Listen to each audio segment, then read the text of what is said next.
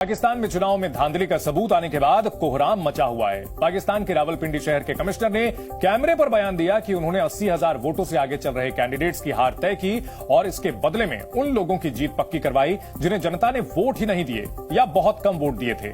ये खबर देखने के बाद से 25 करोड़ पाकिस्तानी सवाल पूछ रहे हैं कि ऐसा करने का आदेश किसने दिया था। ऐसा करने के आरोप पाकिस्तान की सुप्रीम कोर्ट के चीफ जस्टिस पर लगे हैं। हालांकि पाकिस्तान में ऐसा कोई भी काम बिना आर्मी चीफ से ऑर्डर मिले होना नामुमकिन है, पर army chief general Asim Munir का नाम लेने की हिम्मत कोई नहीं कर सकता। हालांकि ऐसी खबरों से इमरान खान की सियासी ताकत बढ़ रही है। पिछले 24 घंटों में आई ये दूसरी खबर है जिससे इमरान खान को राजनीतिक फायदा हुआ है। दरअसल 80,000 वोटों से आगे चल रहे उम्मीदवारों को हराया गया और चुनाव में धांधली की इस खबर से यह तय हो गया कि पाकिस्तान का सिस्टम पूरी कोशिश के बाद भी इमरान के समर्थकों को सबसे बड़ी पार्टी बनने से रोक नहीं पाया। दूसरी खबर कल आई थी जिसमें बताया गया कि 2022 में इमरान खान की सरकार गिराने के पीछे भी पाकिस्तान की फौज का ही हाथ था। पिछले 2 दिनों से आ रही इन खबरों का यह भी मतलब है कि आने वाले दिनों में वहां से और भी ऐसी खबरें आ सकती हैं जिसमें चुनाव में हेराफेरी के नए सबूत मिले। पाकिस्तान में सेना की तानाशाही चलती है, ये बात पाकिस्तान सहित पूरी दुनिया को पता है। इस रिपोर्ट के मुताबिक पाकिस्तान में तानाशाही है। हालांकि पाकिस्तान में तानाशाही को देखने और समझने के लिए आपको किसी रिपोर्ट की जरूरत नहीं है। पाकिस्तान की सेना वहां हर दिन ऐसे फैसले ले रही है जिससे यह बात साबित होती है कि पाकिस्तान में आज भी पूरी तरह से तानाशाही है और वहां लोकतंत्र सिर्फ और सिर्फ दिखावा है। पाकिस्तान में आज भी कई गिरफ्तारियां हुई जिनमें नेता और अधिकारी शामिल हैं। पाकिस्तान के पुलिस ने रावलपिंडी के कमिश्नर को गिरफ्तार करके किसी अज्ञात स्थान पर रखा हुआ है। इसी कमिश्नर ने वोटों की धांधली पर पाकिस्तान को एक्सपोज किया। हमने पाकिस्तान से आई तस्वीरों और बयानों को मिलाकर आपके लिए एक रिपोर्ट तैयार की है जिसे देखकर आपको पाकिस्तान में चल रही गड़बड़ियों का अंदाजा हो जाएगा। पाकिस्तान से आई दोनों तस्वीरें इमरजेंसी की गारंटी दे रही हैं। लगता है इस्लामाबाद में मार्शल लॉ लग चुका है, अब बस ऐलान होना बाकी है। सबसे पहले लाहौर की तस्वीर और वहां से आ रही खबर को देखिए। इमरान समर्थक नेता सलमान अकरम राजा को लाहौर में पुलिस ने गिरफ्तार कर लिया है। गिरफ्तारी की वजह इस वीडियो में दिख रही है। असल में सलमान राजा ने लाहौर में नेशनल असेंबली का चुनाव लड़ा था। आज उन्होंने लाहौर में एक प्रेस कॉन्फ्रेंस की और उसमें वोटिंग के दौरान धांधली के वीडियो सबूत दिखाए। सलमान ने खुद भी लाहौर की एक सीट से चुनाव लड़ा था। हालांकि जब वो इलेक्शन में गड़बड़ी का बयान दे रहे थे तभी वहां पर इमरान खान के लिए नारेबाजी हुई।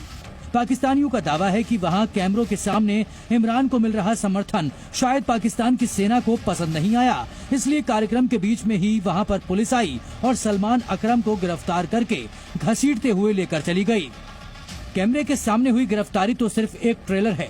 लाहौर से 1000 किलोमीटर दूर सिंध के जामशेरों में हजारों की भीड़ के सामने सेना का शासन शुरू होने की तारीख बता दी गई। पाकिस्तान में विपक्षी नेता पीर सिगवतुल्लाह शाह रशीदी ने नई सरकार को लेकर बड़ा दावा कर दिया है।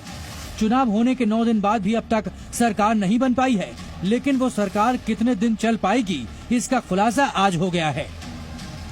विपक्षी नेता की बातों में छिपे डर को समझिए। इमरजेंसी लगने का मतलब है कि चुनावों के नतीजों को किनारे लगाकर इस्लामाबाद में फौज का शासन शुरू हो जाएगा। विपक्षी नेता का दावा है कि करीब 3 महीने पहले चुनावों के नतीजे बेच दिए गए थे। अब जो भी गठबंधन सरकार बनेगी वो सिर्फ 10 महीनों में गिर जाएगी। उसके बाद या तो इमरजेंसी घोषित होगी या फिर मार्शल लॉ लगा दिया जाएगा। सरकार चलाने के मामले में पाकिस्तान का रिकॉर्ड पहले ही कमजोर है। पिछले 75 सालों में वहाँ कोई भी प्रधानमंत्री 5 सालों तक शासन नहीं कर पाया है और इस बयान से इस्लामाबाद में नई सरकार बनाने की कोशिशों को और नुकसान पहुंचा दिया है। पाकिस्तान में सरकार बनने से पहले ही तख्तापलट की बातें हो रही हैं। यही सवाल वहां के टीवी स्टूडियो में भी पूछा गया। सबके मन में एक ही सवाल था कि आर्मी का शासन कब शुरू होगा। पाकिस्तान में 2024 के चुनावों के बाद 1977 की बात होने का मतलब समझिए। 1977 में पाकिस्तान में जुल्फिकार अली भुट्टो वजीर आजम थे। 5 जुलाई 1977 को वहां के आर्मी चीफ जियाउल हक ने तख्ता पलट करके कब्जा कर लिया। जियाउल हक ने वादा किया कि वो 90 दिनों में चुनाव करवाएंगे। हालांकि पाकिस्तान में अगले चुनाव 11 सालों के बाद 1985 में हुए, जब एक प्लेन क्रैश में जियाउल हक की मौत हो गई। इसलिए पाकिस्तान में फौजी शासन की बात से नेताओं को कुर्सी दूर खिसकती दिख रही है। इसी बीच पाकिस्तान के चुनावों में धांधली को लेकर बड़ा सबूत आ गया है। रावलपिंडी के कमिश्नर लियाकत अली चट्ठा ने कैमरे पर चुनाव में गड़बड़ी का पूरा फॉर्मूला बता दिया और इसके साथ ही पाकिस्तान की इज्जत धुआं धुआं हो गई। कमिश्नर ने सबसे बड़े सवाल का जवाब नहीं दिया, जिसके ऑर्डर पर यह जीतने वाले उम्मीदवारों को हराया गया, उसका नाम नहीं बताया। हालांकि पाकिस्तान में सबको पता है कि आर्मी चीफ के अलावा कोई और ऐसा आदेश देने की हिम्मत नहीं कर सकता। फिलहाल रावलपिंडी कमिश्नर के खुलासे ने किसी एटम बम जैसा धमाका किया और कमिश्नर लियाकत अली ने जिस शख्स का नाम नहीं लिया, उसी के इशारे पर सिर्फ 60 मिनटों में ही उसे गिरफ्तार कर लिया गया। पाकिस्तानी पुलिस कमिश्नर लियाकत अली को लेकर किसी सीक्रेट जगह पर गई है, उसके बारे में किसी को भी खबर नहीं है। यह भी हो सकता है कि आने वाले दिनों में लियाकत अली को पागल बताकर पूरे मामले को रफा दफा करने की कोशिश की जाए। कुल मिलाकर पाकिस्तान में सेना के खिलाफ आवाज उठाने पर 2 लोगों की गिरफ्तारी हुई है। पहले नंबर पर इमरान समर्थक नेता हैं और दूसरे पर रावलपिंडी के कमिश्नर। अगर इन खुलासों को सच माने तो शहबाज शरीफ का प्रधानमंत्री बनना और आसिफ जरदारी का राष्ट्रपति पद पर बैठना नामुमकिन दिख रहा है।